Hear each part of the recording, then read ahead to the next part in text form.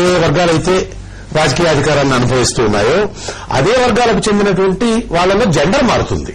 అంతే తప్ప అదే వర్గాలు అదే విధమైనటువంటి సిస్టము అంతా కూడా అలాగే ఉంటుంది తప్ప there is not going to be a very serious change. చాలా పెనుమార్పులు అనేటువంటి వస్తాయని నేను అనుకోను. రెండో సందర్భంలో మీకు మీ ముందుకు ఒక విషయం తీసుకురావాలి. ఇప్పుడు మనకి లోక్సభలో ఉన్నటువంటి మొత్తం మహిళలు 59 మంది అన్నారు.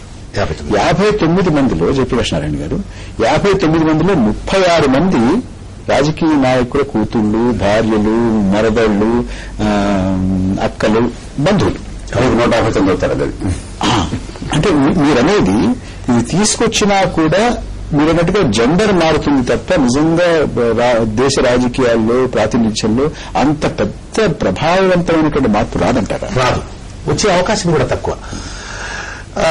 ఇప్పుడు ములాయం గానీ లేకపోతే లాలూ గానీ వాళ్ళు డిమాండ్ చేస్తున్నటువంటి విధంగా quota within quota, reservation within reservation అనేటువంటి దాన్ని పెట్టడానికి అంటే ఎందుకని దాన్ని అపోజ్ చేస్తూ ఉన్నారో దాన్ని అలా స్టాల్ చేయడం ద్వారా అది 15 ఏళ్ళు అవుతుందా, రాగల 15 ఏళ్లలో అది దాన్ని ఇన్కార్పొరేట్ చేయగలుగుతారా, లేకపోతే మరో 50 ఏళ్ల వరకు వెళ్తుందా అనేటువంటిది చెప్పడం సాధ్యం కాదు.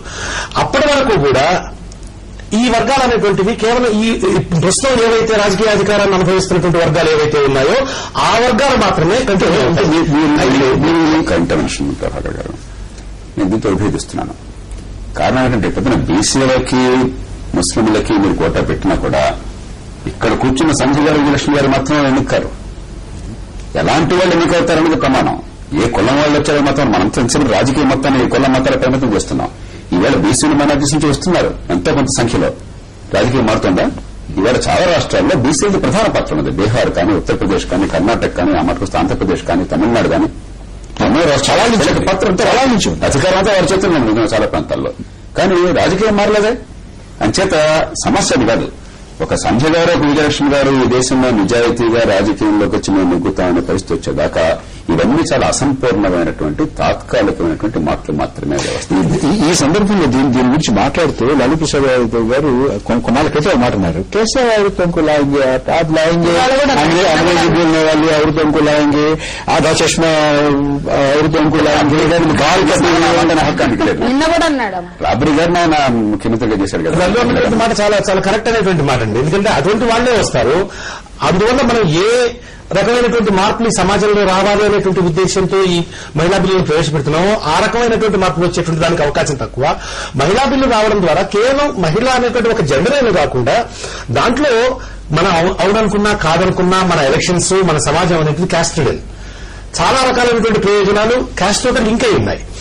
అందువల్ల దాంట్లో caste reservation within reservation, quota within quota అని పెట్టడానికి కాంగ్రెస్ పార్టీకి మరి అంత త్యాగం మహిళా బిల్లు తీసుకురావడం ద్వారా ఎంతైతే మంచి పేరు, ఎంతైతే ఖ్యాతి రేపొద్దున ఎన్నికల్లో రాబోయేటువంటి ఫలితాల మీద కమ్ముంటుందో ఇది కూడా అలా చేసి ఉండాల్సింది. అయితే ఏదైనా పరిణామ క్రమంలో మొదట ఒక స్టెప్ మాత్రమే సాధ్యమవుతుంది, ఆ తర్వాత అంచెలంచెలుగా మాత్రమే నాకు సాధ్యమవుతుంది కదా. ఇది ఒక ముఖ్యమైనటువంటి కోణంగా నాకు అనిపిస్తుంది. జెపి లక్ష్మీనారాయణ గారు, మీరు, విజయలక్ష్మి గారు, సంజయ్ గారు, మీరు ముగ్గురు కూడా దీని గురించి మాట్లాడాలి. అంటే 14 సంవత్సరాల నుంచి దీన్ని సెలెక్ట్ కమిటీ అన్నారు, ఇంకోటి చర్చ జరుగుతోంది కదా. దీంట్లో ఓబీసీలకి, ముస్లింలకి, మహిళలకి కావాలి అని ఒక వాదన ఉన్నప్పుడు ఈ వాదనలో ఎంత సహేతుకత ఉందో ఒకసారి చూసుకుని ఇన్నాళ్ళుగా ఇవాళకే అడగట్లేదు కదా, ఇన్నాళ్ళ నుంచి అడుగుతున్నారు ఈ మాట.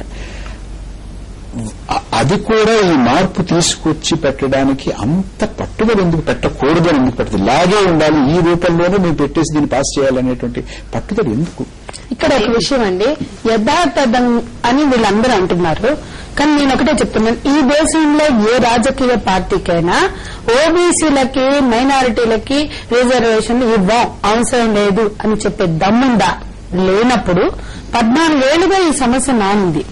ఇది కుంటి శాఖగా మారింది. అంటే పాలకవర్గ పార్టీలకు గాని, ప్రధాన పార్టీలకు కానీ ఇది బాగుంది కుంటి శాఖగా బిల్లును తొక్కి పెట్టడానికి అనుకున్నారు. నేను చెప్తానండి, ఒక క్లారిఫికేషన్. అంటే వాళ్ళు అడుగుతున్నారు, వాళ్ళు అడగడానికి ఇది సాకుగా చూపించి ఆపడానికి అడుగుతున్నారు అనుకున్నాం కదా, సరే అది పక్కన పెడతాం. కానీ ఇది తీసుకురావాలి, దీన్ని చట్టం చేయాలి, దీన్ని అమలు చేయాలి అనుకున్నటువంటి వాళ్ళు అందులో నుంచి కూడా గ్రహించి, నేను అధికార పార్టీ గురించే చెప్తున్నానండి, వాళ్ళని అంటలేదు. అధికార పార్టీ వాళ్ళే ఇది బాగుంది, వీళ్ళు ఇది అడుగుతున్నారు, ఇది ఏకాభిప్రాయం. ఎందుకంటే మీరు చూడండి, ఏ బిల్లుకు అవసరం లేని ఏకాభిప్రాయం మహిళా బిల్లుకే తప్పనిసరి అన్నారు. ఎన్నో బిల్లుని నామమాత్ర మెజార్టీతో ఆమోదించుకుంటూ. అయితే నేనేమంటున్నానంటే, ఈ పాలకపక్ష పార్టీలకు కూడా అధికార పార్టీలకు కూడా వీళ్ళు ఏదైతే ఓబీసీ మైనార్టీ సవరణ అంటున్నారో అది సాకుగా ఉపయోగించుకుందామని అనుకున్నారు తప్ప సీరియస్ గా తీసుకోలేదు అనేది నా ఆరోపణ. అధికార పార్టీ అప్పుడు ఎన్డీఏ కావచ్చు, ఇప్పుడు యూపీఏ కావచ్చు, వీళ్ళకి మేము ఓబీసీలకి మైనార్టీలకు వ్యతిరేకం అవసరం లేదని చెప్పి దమ్ముందా? లేనప్పుడు వాళ్ళ డిమాండ్ ని ఎందుకు అకామిడేట్ చేసుకోలేదు, దాన్ని ఎందుకు కన్సిడర్ చేయలేదు? ఓబీసీ మైనారిటీ కోటాలు సబ్ కోటా పూర్తిగా న్యాయం అండి, పూర్తిగా న్యాయం మేము నమ్ముతున్నాం. మా 96 నుంచి అదే డిమాండ్. ఈ రాష్ట్రంలో మొత్తం మహిళలందరూ కూడా యథాతథంగా బిల్లు ఆమోదించాలని ఉద్యమం చేసిన రోజు కూడా మేము విడిగా బయట ఉండి చేశాం. మా డిమాండ్ అదే. అయితే నేనేమంటున్నానంటే, దీని మీద సిన్సియర్ ఎఫర్ట్స్ ఎవరూ పెట్టలేదు. మీరు అడిగిన ప్రశ్నకే అంటే ఒకటండి, రిజర్వేషన్ అనేది అందరూ లబ్ధి పొందాలనుకుంటారు. ఒక వర్గం అంటే ఓబీసీలు, ముస్లింస్ ఎందుకు బయట ఉండాలి? వాళ్ళకి ఎందుకు కల్పించరు ఈ అర్హత? ఈ 15 వాళ్ళకు కూడా హక్కుగా కల్పించారు. ఈ రిజర్వేషన్ అడిగినప్పుడే ఆ అంశం తీసుకొస్తున్నారు తప్ప విడిగా దాని మీద ఏ రకమైనటువంటి పోరాటాలు అనేవి జరగలేదండి. జనరల్ రిజర్వేషన్ లో కూడా బీసీ రిజర్వేషన్ మీలాంటి వారు ఎందుకు అనలేదన్నమాట.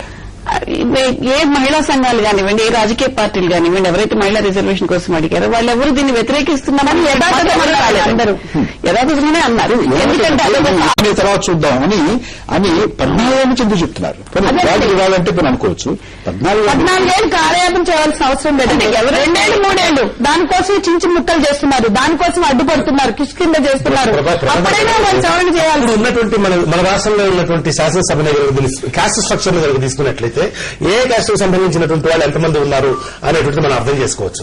రేపు పొద్దున కూడా వచ్చిన తర్వాత కూడా అదే ఎక్స్క్లూజివ్ ఫర్ డైరెక్ట్ కోట్ చేస్తే ఒక రెడ్డి గారు పోయి ఒక రెడ్డమ్మ వస్తుంది, ఒక నాయుడు గారు పోయి ఒక నాయుడమ్మ వస్తుంది, మరొకరు పోయి మరొకరు వస్తారు తప్ప మీకు వీళ్ళు అంటే ఈ 50% రిజర్వేషన్ ద్వారా రెడ్డి గారిపై రెడ్డమ్మ వస్తున్నారు, నాయుడు గారిపై నాయుడమ్మ వస్తుంది.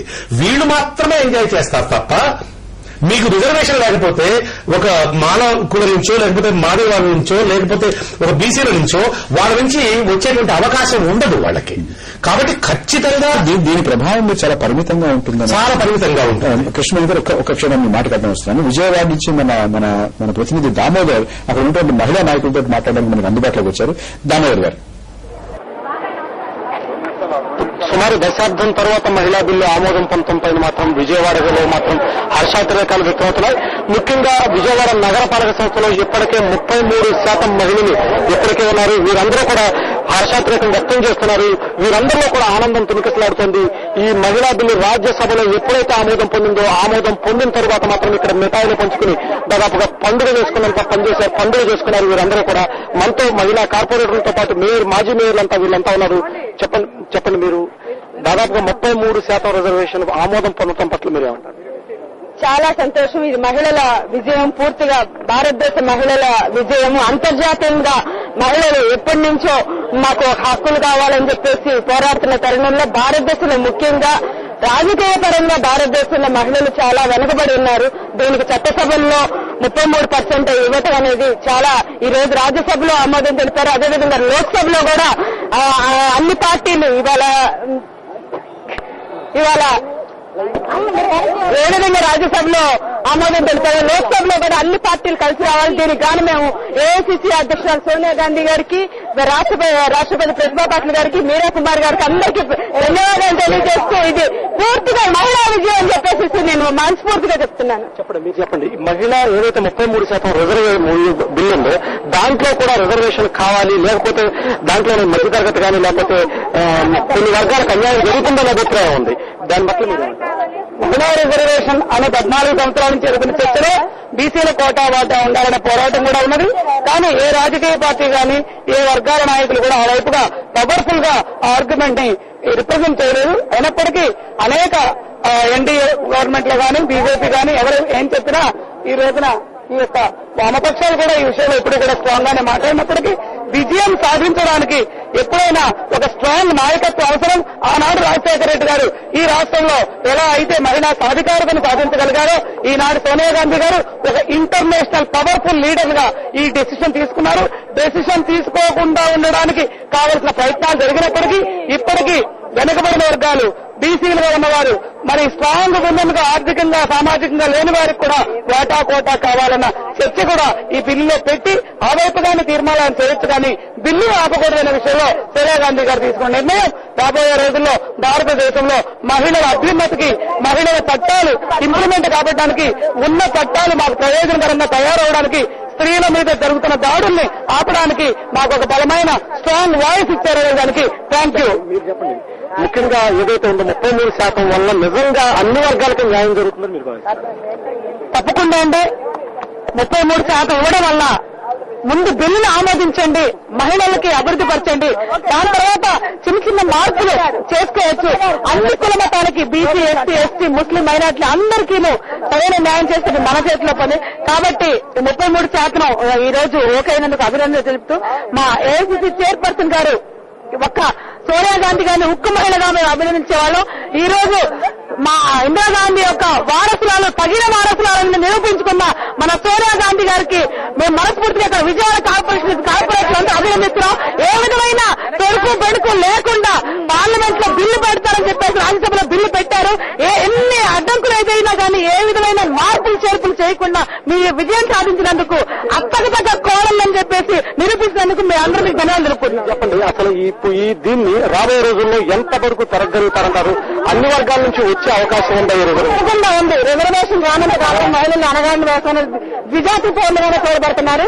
కానీ ఎప్పుడైతే రాజకీయ వ్యవస్థలో మహిళల పాత్ర గణనీయంగా పెరగాలంటే రిజర్వేషన్ తప్పకుండా రావాలి. ఇది ఎన్నో సంవత్సరాలు మహిళలు పోరాటంతో 70 రాజ్యాంగ నిర్ణయంలో ఒక మనిషి 10 లక్షల పైన మహిళలు ఇవాళ భాగస్వామయ్యారు. దీని ద్వారా ఇవాళ వంటారు ద్వారా దాదాపు 3,000 మంది మహిళలు ఇవాళ రాజకీయ నిర్ణయాత్మక పదవుల్లో భాగస్వాములు అవుతున్నారు. కాబట్టి తప్పకుండా న్యాయం జరుగుతున్న ఆస్తో ఆంధ్రప్రదేశ్ మహిళా సమితి ఏమన్నా భారత జాతీయ మహిళా సమితి కూడా దీని గురించి 14 సంవత్సరాల నుంచి పోరాటం చేస్తుంది. మా గీతా ముఖర్జీ గారు ఏదైతే జాయింట్ సెలెక్ట్ కమిటీ నివేదిక ప్రవేశపెట్టారో అదే ఇవాళ ఆమెగారు పొందింది. అంటే మహిళా సంఘాల కృషి ఫలితమే ఇవాళ ఈ బిల్లు రావడానికి కారణం. కాబట్టి తప్పకుండా మహిళలకు న్యాయం జరుగుతుంది. రాబోయే కాలంలో మహిళలు రాజకీయ రంగంతో కూడా అన్ని రంగాల్లో కూడా నిర్ణయాత్మకమైన పాత్రలో భాగస్వామ్యం పూర్తి విశ్వాసంతో ఉన్నాం. మీరు చెప్పండి, దీనివల్ల ఏదైతే బిల్లు ఉందో దీన్ని మీరు ఏ విధంగా స్వాగతిస్తారు? ఇప్పుడు మన సోనియా గాంధీ గారు మనకిచ్చిన అవకాశాన్ని సద్వినియోగపరుచుకుంటూ దీన్ని వ్యతిరేకించిన వాళ్ళు తల ఉంచుకునేట్టుగా మన మహిళా లోకం దాన్ని మంచిగా స్పందన తెచ్చి దాన్ని మంచిగా అమలుపరచాలని నేను కోరుకుంటున్నాను. అలాగే 18 దేశాల్లో ఇప్పటికే మహిళా దినోత్సవాన్ని పురస్కరించుకుని హాలిడేగా ప్రకటించారు. అలాగే మన దేశంలో కూడా విమెన్స్ కి మాత్రం హాలిడే ప్రకటిస్తే ఇంకా బాగుంటుందని నేను కోరుకుంటున్నాను. ఇది ముఖ్యంగా ఇక్కడ కార్పొరేటర్ లో ఉన్నటువంటి అభిప్రాయం. ఇప్పటికైనా సరే మహిళా రిజర్వేషన్ బిల్లు రాజ్యసభలో ఆమోదం పడటం పట్ల వాళ్ళు హర్షోద్రేకం వ్యక్తం చేస్తున్నారు. ఒక విధంగా ఇక్కడ సంబరాలు చేసుకున్నారు. రాబోయే రోజుల్లో కూడా విజయవాడ నగరపాలక సంస్థ కార్పొరేషన్ లో 33%తో మరికొంతమంది మహిళా కార్పొరేటర్లు ఇక్కడ రాజకీయ పదవులు పొందే అవకాశం ఉంది. హైదరాబాద్ స్టూడియో. ధన్యవాదాలు రామనగర్. ఇదే విషయం మీద ముఖ్యమంత్రి శ్రీ రోసే సచివాలయంలో పాత్రికేయులతో మాట్లాడుతున్నారు. ఆ దృశ్యాన్ని ప్రత్యక్ష ప్రసారం ద్వారా ఇప్పుడు చూద్దాం. చారిత్రాత్మకమైనటువంటి రోజు అయినటువంటి 2010 మార్చి 9వ తేదీని నేను వారిని అభినందిస్తూ ఉన్నా. సో ఈ రోజు వేరే మీరు అడగటం కానీ దీని ప్రాధాన్యతని మనం తగ్గించొద్దని నా విజ్ఞప్తి. స్పిరిట్ లో స్టేట్ క్యాబినెట్ లో will there be any scope for investing more women?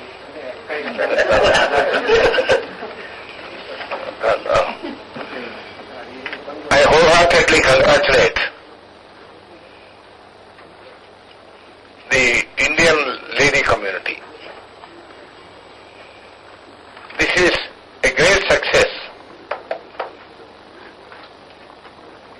for the ladies in India.